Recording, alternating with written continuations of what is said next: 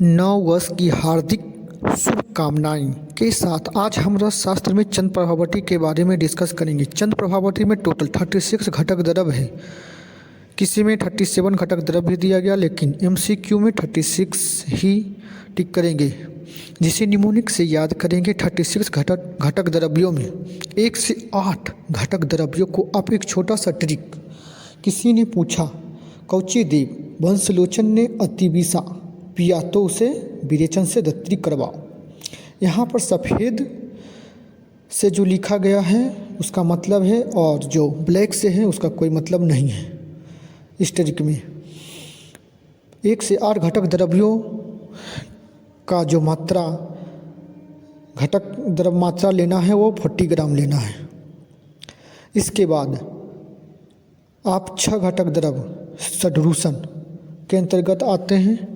षड्रूषण में 6 आते हैं, पंचकोल और मरीच। पंचकोल में पिपली, पिपलामूल, चवचित्रक और सूट।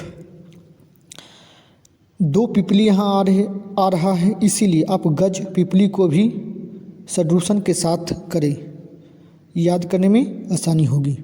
इसके बाद त्रिफला जानते हैं, त्रिलवन। त्रिलवन में सैंधव, सवर्चिल और बिडलवन।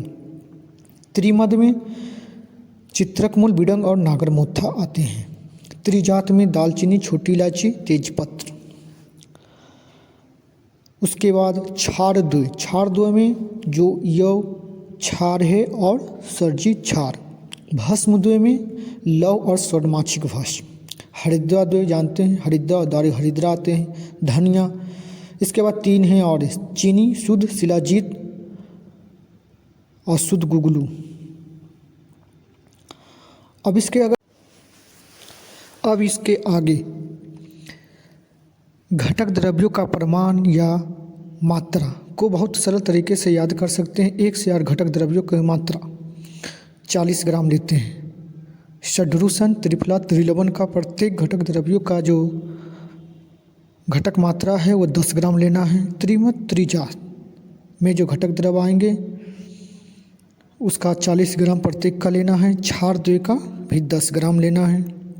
भस्मद्वय का 80 ग्राम, लौह का और स्वर्ण का 10 ग्राम। हरिद्राद्वय उसका भी 40 ग्राम लेना है। धनिया का 10 ग्राम लेना है। चीनी 160, शिलाजीत 320 ग्राम और गुगलू 320 ग्राम। अगर आसान तरीका है तो 10 ग्राम को 1 भाग मान ले। 10 भाग को 1 भाग मान लेंगे तो 40 ग्राम 4 भाग हो जाएंगे, और जो 80 ग्राम है वो 8 भाग, और 160 ग्राम है वो 16 भाग, और 320 ग्राम है जो 32 भाग हो जाएंगे। इस प्रकार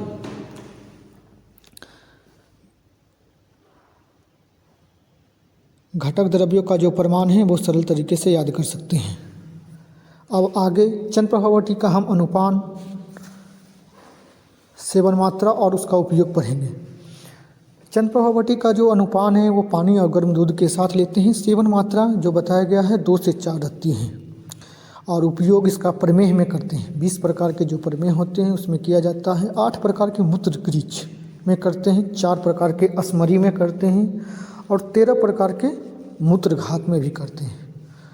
मतलब जनरली चंद्र प्रभावती का उपयोग UTI में करते हैं। इसके अलावा अर्श, भगंदर, अनाह, विबंध, शूल, पांडु, प्लीहा रोग, दंत, नेत्र रोग, अरुचि, मंद, अग्नि में मतलब उदर रोग में भी चंद्र प्रभावती का उपयोग कर सकते हैं। आर्तव मतलब UTI, शुक्र दोष और दर्वल्यता। इसके बाद पथ्य और अपथ्य मतलब चंद्र प्रभावती अगर लेने के बाद पेशेंट को कौन सा पथ्य आहार लेना चाहिए, कौन सा पथ्य, वो रोगी के अनुसार बताया गया।